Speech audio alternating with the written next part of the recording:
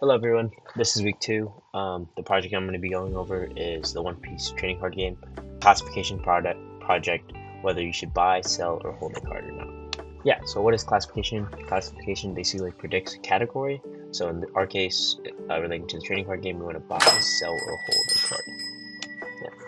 So how does it work? So first, you want to give the model the past data so it can learn from that data and test patterns on that data. Then after, you want it to hopefully predict a category for you or label for the new data that you input.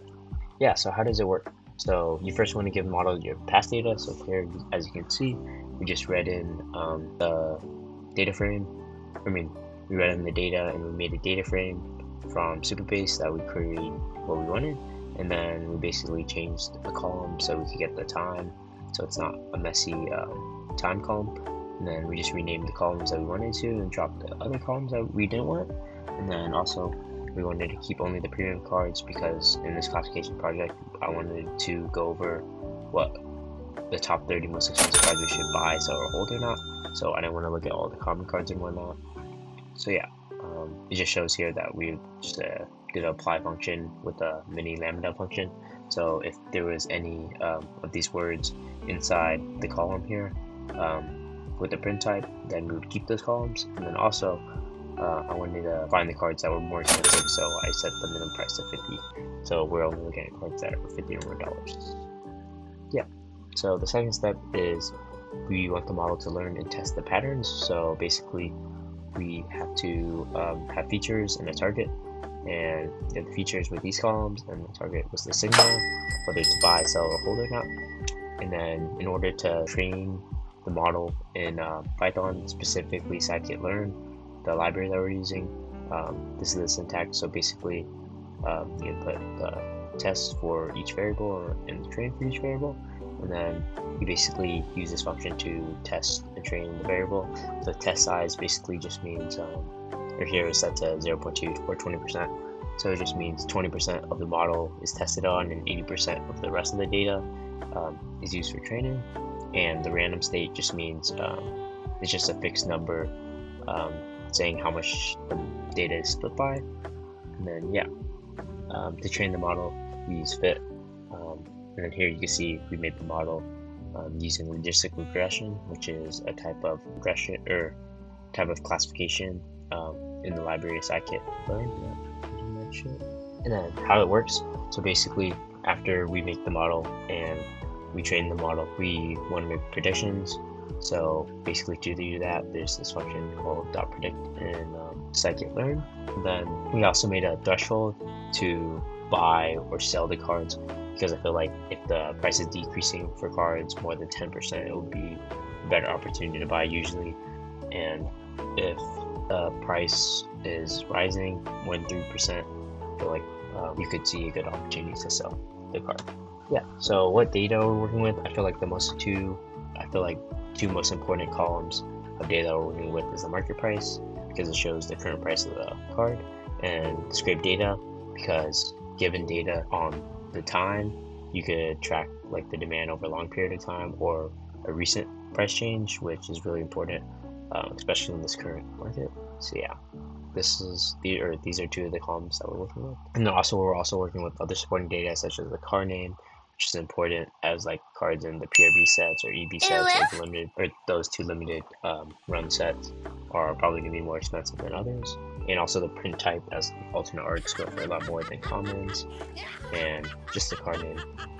But however, in Python library scikit-learn, you need to translate everything to numbers because it can't read like strings or whatnot. So yeah, we translate those into numbers. And then cards to classify. So these are the cards I wanted to see whether or not we should buy, sell, or hold. So these are the top 30 most expensive cards. I made a Tableau visualization. And yeah, if you hover over a bar, you can see the card name, the print type, the rarity, the site code, as well as what year it's in and like the max price of the card. And then I also made a legend here that just shows what set the card belongs to. So yeah, what pattern are we looking for? I feel like if the price is dropping, it would be a good opportunity to buy. Vice versa, if the price is rising, it would be a good opportunity to sell. And then if the price is just stable for a while, it would be a good idea to hold the card, I believe. Yeah. So how does the model learn? So basically, as we went over earlier, if it's like a negative price change, I feel like it would be a good idea to buy, and then vice versa to sell. And then so the model learns basically by inputting features, as I said earlier, the data that goes into it, and then you create the model using whatever model you want, and then you want to predict, given the input and the model and training the model. Yeah, and you want to predict these categories here. Then also gives a confidence level, which we'll get into right now. So the confidence just means how sure like a model is about prediction they give, which in this case the model is giving prediction if we should buy, sell, or hold the card or not. And it does this by giving or taking in the data and training with it and testing with it and learning patterns from the previous data. Yeah. So each card basically has or is given these 3 probabilities after the model is run through it. So it chooses the biggest probability, to classify the card, what we should do with it. So in this case, it was buy, as it was 88%, and a higher confidence just means the model is more confident that like pattern that they learned or that the model learned is matches that card. Yeah. So like a low probability, the model would be like uncertain if they should classify that card that way. Yeah. And here's the model. So this is the end product.